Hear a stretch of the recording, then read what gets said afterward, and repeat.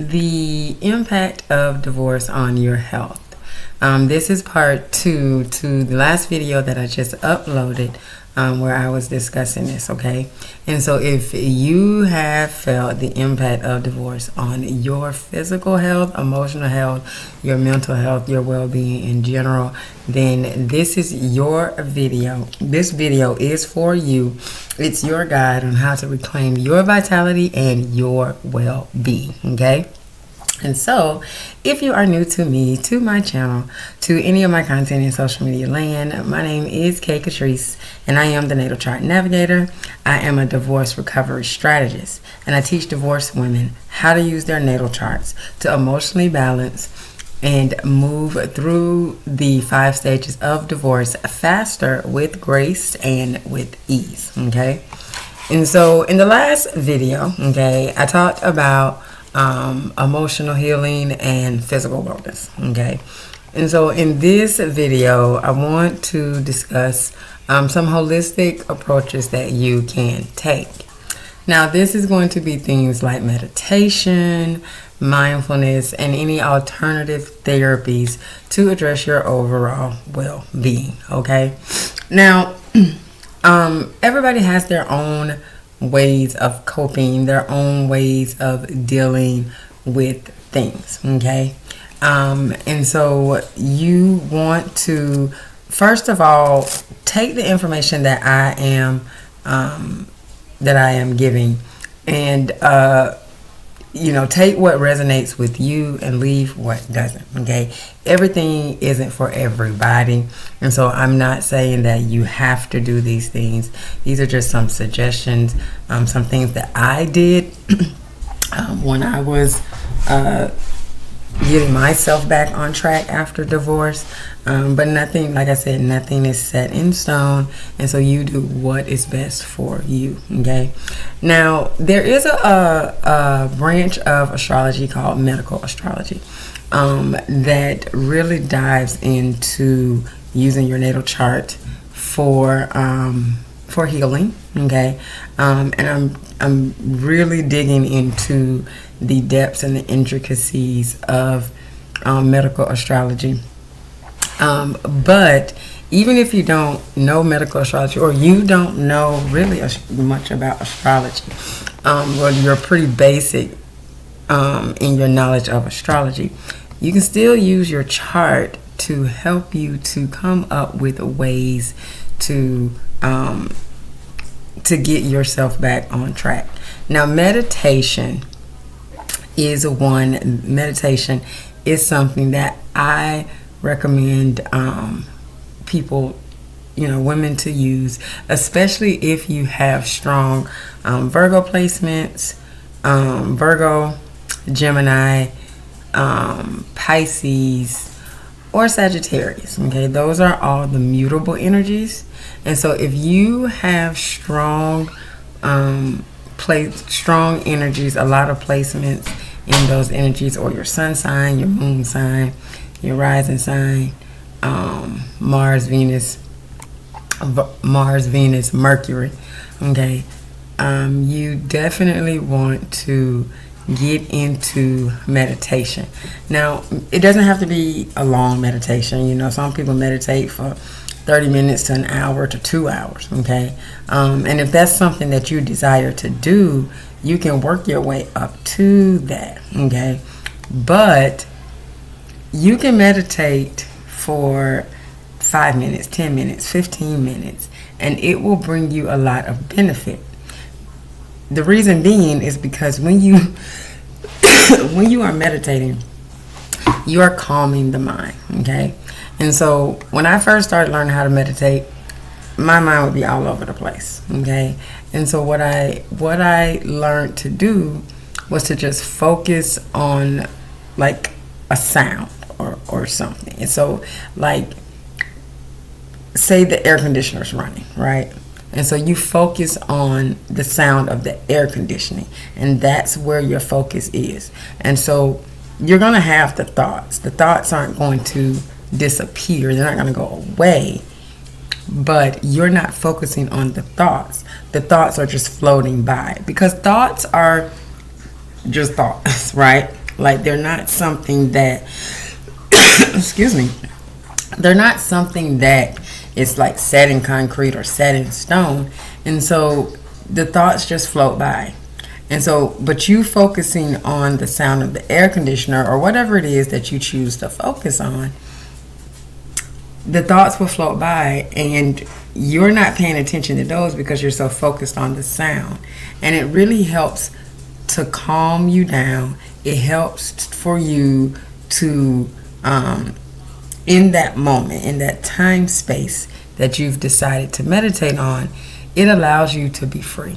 Okay, you don't have to worry about anything. You don't have to do anything. You don't have to help anybody. You don't have to show up in any type of way. You get to just be. And that is really, really key when it comes to really reconnecting with yourself. Okay, and so now you can also, another thing that I also like to suggest is breathing techniques. And those are things that you can do anywhere, while you're driving, while you're cooking, while you're washing dishes. You can do it in the shower. You can do it anywhere. Breathing exercises are really, really good to help you to calm yourself down, especially if you are anxiety prone. Okay, and Virgo energy can be very anxiety prone.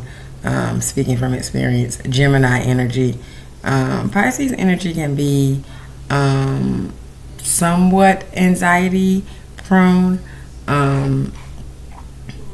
Sagittarius energy, it's really not. I have an abundance of Sagittarius energy as well as Virgo energy, and it's Sagittarius energy is more so kind of like, you know, it's the adventurer. It's the adventurer energy, and so it kind of just goes with the flow. It kind of just like, it sets off on an adventure, and it doesn't really get like, there's not a whole lot of strong anxiety. There can be a little worry, but then because Sagittarius energy is so optimistic, it doesn't worry as much as, say, like Virgo energy. Okay, because Virgo energy is rooted in reality. Okay, Taurus energy can be have some anxieties. Virgo and Gemini are probably the most anxiety prone, especially Virgo, because they're very mental. They're ruled by Mercury.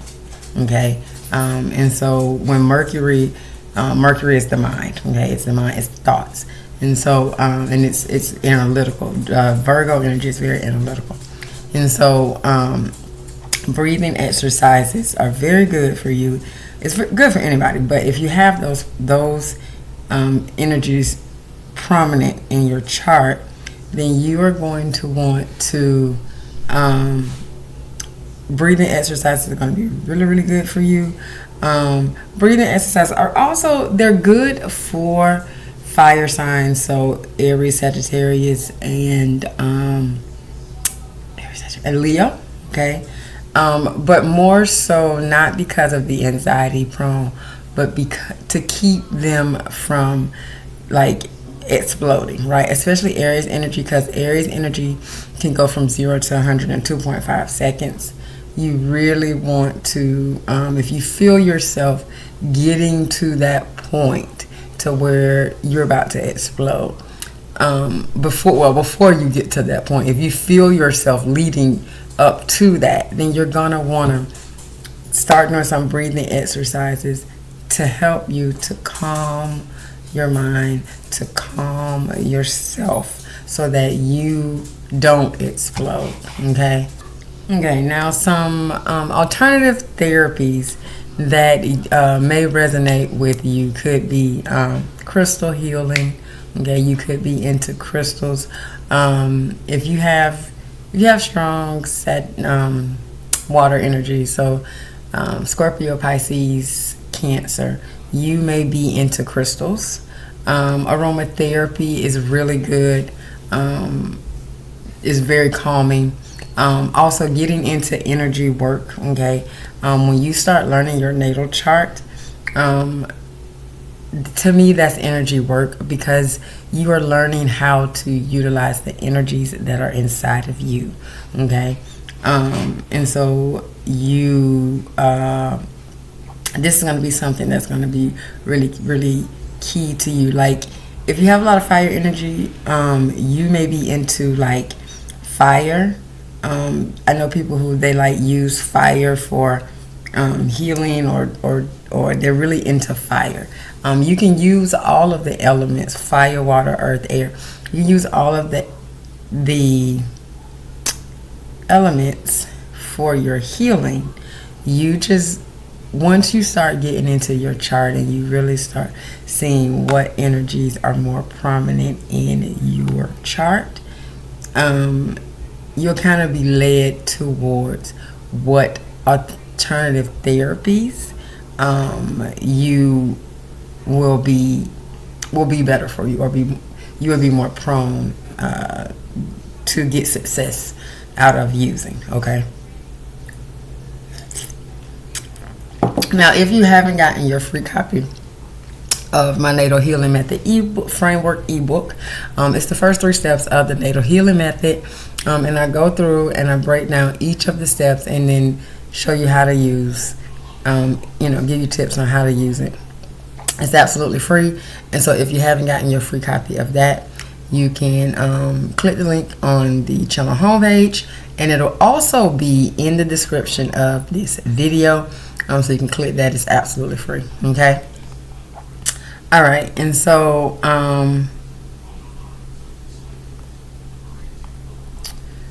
then some self-care tips that you can use. These are going to be something simple, really simple, okay? You can look at, now again, in the last video I talked about your moon sign and how your moon sign is your emotional temperament, okay? And what makes you feel safe. How do you feel safe, okay? So for example, having a Sagittarius moon sign, you may be somebody who, when things are going crazy for you, you just need to go. You might need to take a trip. You might need to get in the car and drive and go somewhere. You may just need to go sit in the car. You may need to go and just take a walk. You just need to move. You can't just sit still while there's something going on. You just got to go, okay? You just got to get into motion, okay? And so that's fire energy. Fire doesn't sit still. It moves, right? And so it takes action, right? And so you need to take some type of action, right? So you want to look at your moon sign. Your moon sign is key when it comes to your emotions. That's a very strong placement, because you want to look at your moon sign and see, figure out what makes you feel emotionally safe, okay? Also, your Mercury placement is important as well. It's not just about your thoughts. It's about your communication as well. How you communicate. It's also how you take in information, how you take in things, okay? And so you want to look at that as well, because like say you have because for me, I have a Libra Mercury, okay? Libra energy is it has to be balanced. It's the scales, okay? Things have to be balanced, okay?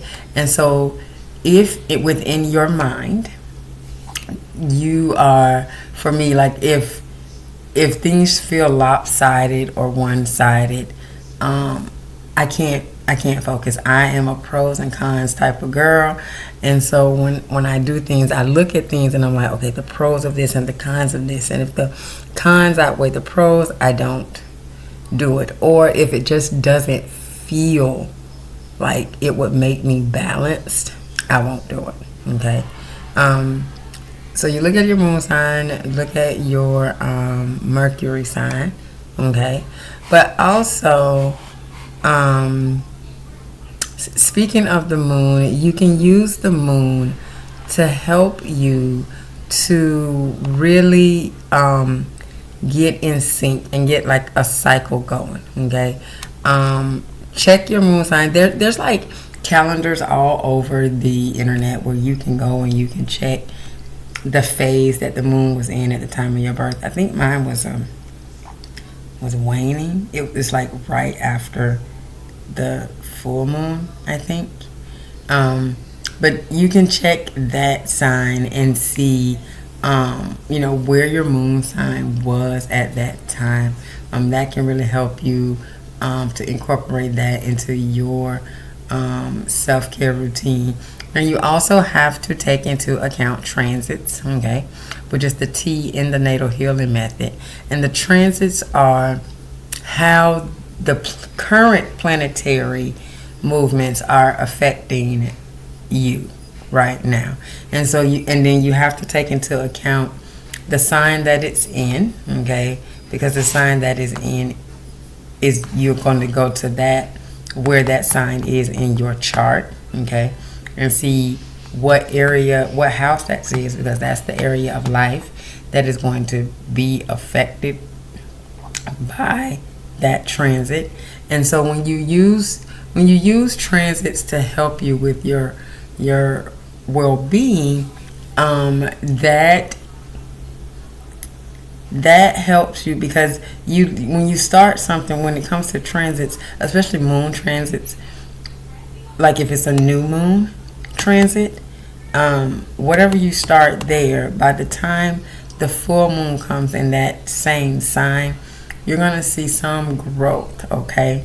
And so if you want to start a new self-care routine, or want to say start eating better, full moons are good for that. But not just any full moon, okay? The full moon on the 6th house, okay? Because the 6th house is the house of it's the house of health. You want to look, and it's the house of health. It's the house of illness and sickness, okay? And so you want, in well-being as well. So you want to look on that house and see what sign is on that house. And so the new moon in that sign is a good time for you to start a new health. Like if you want to start a new diet, or really start taking a good look at your physical health, okay? And conversely, if you look at your third house, that is communication. And so if you are wanting to start something new, you can look and see what sign is on that house, and when the moon comes, make some decisions around that, okay? Journaling is like absolutely my favorite. You can journal, write down your feelings and your thoughts during certain time, all the time. I love journaling, but especially like new moons, when the sun shifts signs, like at the time of this recording, the sun is moving into Aries, okay? And so we are now in Aries season. We're now in spring. And so this is a good time for wherever you have Aries in your chart to look and see what is new. This is giving you a new beginning, right? Because this is a brand new astrological year. 2024 really just started today, to be honest. It doesn't start in the dead of winter. It starts right now, okay? In spring. And so now this is the time when things are going to be opening up, things are going to be getting better.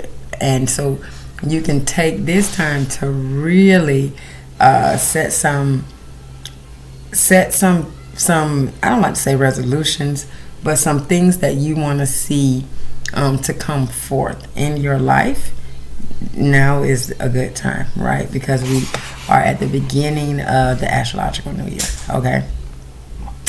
And so you also want to, another good thing that would be really good for helping you is your connection with the earth. Okay, so being outside, and you don't gotta walk barefoot. I know everybody say, "Oh, just go outside and walk barefoot," but no. If you don't want to walk barefoot outside, you don't have to, because that's not something that I'm very. As a Virgo, I'm not gonna walk outside. It's dirty. Okay, now I might, go to the park, find a patch of grass, okay, where there's no dog poop or anything, and stand in that patch of grass to get my connection, to the earth, right? But I'm not going to walk around. I'm not going to be walking around. I'm just going to be standing right there in that spot. Okay? Whatever works for you. You don't even have to do that. If you just want to walk outside under the moonlight, because as you connect to the earth, I truly believe that you are connecting back to yourself, because we come from the earth. Right? Ashes to ashes, dust to dust. When you die, you're going to go back to dust. So, when you're outside and you're walking around, you're getting that connection back to yourself. It's helping you to come back into the awareness of who you are. Because let's be honest, when you get married, you, as a woman, you lose who you are a lot of times. You lose your dreams, you lose your ambitions. You get married, and then you have a family, you have babies, and so you got a family, and you're the homemaker. You have to take care of the home, and you may work outside of the home. I worked outside the home for the majority of my marriage, and working outside of the home, and then having to come home and cook and clean and do all of these things. On top of working outside of the home, that is a lot. You lose yourself, you lose your hopes, you lose your dreams, because you get so caught up in the day-to-day living, okay, of running a household, of being a wife, of being a mom, and all of the things that comes with it, okay. And so going outside, walking in nature helps you to reconnect back to who you are, okay? And so the last thing is, you want to build some. I'm going to share some strategies for building resistance and embracing a positive mindset for post-divorce life. Now, it's easy to get caught up in my life will never change. How did I get here? That was a big one for me. I was stuck in the how did I get here for at least a year, like the first year. It was how did I get here? How did I get here? How did I get here? And I kept trying to figure out how did I get here. And then it got to the point to where it was like, it doesn't matter how you got here, okay? How are you going to get out of here, okay? And I won't say it doesn't matter, but if you put so much focus on your current situation and how you got to where you are currently, you don't have any energy to figure out how to make changes, how to get away from where you are to where you want to be. And so a part of building your resilience is to know that where you are is not where you're going to stay, and to put your focus on where it is that you are trying to go. Okay? Affirmations are really good for that. I would say ask formations are really good, because the ask formations trigger your subconscious to start looking to answer the question, okay? So when you say things like, how did I get here? your subconscious is like, oh, okay, well, let me figure out how we got here. But if you are saying, you know, now how do I do this or how do I do that? Then your subconscious is focused on how to, you know, get you to where you want to be, okay? So ask formations about your new life and where you want to be, okay? So, and then physical activity, okay?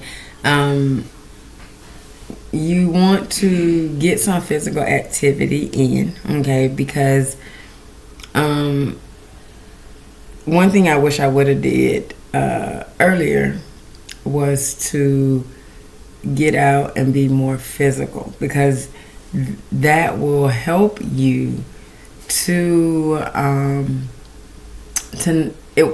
as you're being physical, it helps you, it pulls you away from that depressed state of just sitting and thinking about, you know, your life going awry. And, you know, it gives you that motivation to move forward, okay? Now, you can look into your Mars energy. Mars is our, it's our action, it's our will. It also is like our physical activity. And so you can look at look at your Mars sign, see where your Mars sign is, and that is how you take action. That's the energy, how your energy action is expressed, okay? So I have Mars in the sign of Sagittarius, okay? Mars is the planetary ruler of Aries and Scorpio. It loves to be in fire energy, okay? And so having Mars in Sagittarius, for me, moving, getting up, going, doing, traveling, or just just doing things that are fun and spontaneous. Also learning, okay? I like to learn, I like to teach. And these are the type of things, especially when I'm teaching, these are the types of things that get me from that depressed and, oh, woe is me era into now my energy is focused on others, right? So when I'm making videos, like when I first got divorced and I decided that I wanted to help others. And actually, I was an insurance agent, and so I'm still an insurance agent, but I was only doing insurance, and I would record videos for my YouTube channel and go live on Facebook. Doing that, teaching people about insurance and helping them to get properly insured, that helped me a lot when it came to getting me out of that depressed state. Now, I did have to work my way up to doing that. But once I started doing it, it really did help me to start pulling myself and focusing on others and helping others, okay? And that also goes with my sun sign, because I'm a Virgo Sun, Virgo Venus, and so Virgo energy is that energy of wanting to serve. And so looking at your Mars sign is how you can do your any type of physical activities, but also your sun sign as well will help to correspond in how you do that, okay? And so that is part 2, okay, of the of this video. Oh wait, one more thing. So I talked about the moon quite a bit in this video, and I talked about the lunar phases, because that's going to help you with your emotional healing, reflecting on your emotions during different moon phases, using the cyclical nature of the moon to help you navigate and process your feelings. This is going to contribute to you being emotionally helping you to get emotionally balanced faster and building up your resilience. Because when you go back and you're looking at your journal entries, you're going to see your growth from where you were when you first started journaling up until the point that you're reading those, okay? And you're going to see your growth, and that is going to push you to keep going, because the growth is going to look nice. It's going to look really good on you. I think my light just died.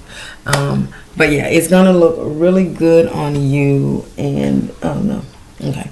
And so journaling is very, very key, especially doing it with the moon cycles. I do that personally, and I've seen a lot of growth. So I'm going to share that with you, okay? And so if you've made it this far, thank you so much for watching. My intention is that you found this video useful, helpful, or insightful. And if that is the case, then please do consider giving it a thumbs up, because I'd love to hear your thoughts on this topic, okay? So leave me a comment below. Now, if you haven't grabbed my free natal healing method framework ebook, you definitely want to do that. And if you would like to schedule a divorce recovery strategy session with me, we go over your houses 1, 6, 4, 8, and 12. We'll take a look at those. We'll see what energies are on those, and then kind of let you know what you can do. Like a tip that you can use to start getting yourself, utilizing the energies in those houses, so that you can start emotionally balancing, becoming emotionally balanced, so that you can move through the 5 stages of divorce faster, okay? And so if you would like to book a strategy session with me, the link will be in the description of this video, okay? And so until next time, remember, possibilities are endless, and if you can see it in your mind, you can definitely hold it in your hand, and that should make you smile, because you really are the one that creates your own reality. Have a good one.